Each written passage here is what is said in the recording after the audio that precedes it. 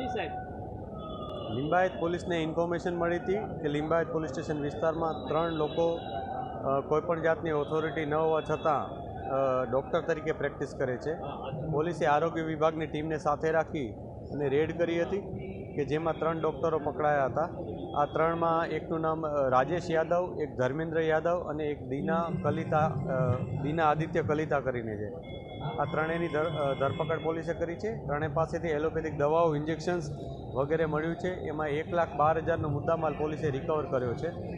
આ લોકો પાસે કોઈપણ જાતની ડિગ્રી ન હતી. એક જે લેડી વ્યક્તિ છે એમાં એણે પોતે પણ નર્સિંગનો કોર્સ કર્યા હોવાનું જણાવ્યું છે અમને. એ પણ અમે તપાસ કરી રહ્યા છીએ કેટલો સમય એણે નર્સિંગ તરીકે પ્રેક્ટિસ કરી છે. આ ઉપરાંત એણે નર્સિંગ તરીકે પ્રેક્ટિસ કર્યા બાદ આ પ્રકારનું એને ઓથોરિટી છે કે નહીં એ પણ અમે તપાસી રહ્યા છીએ.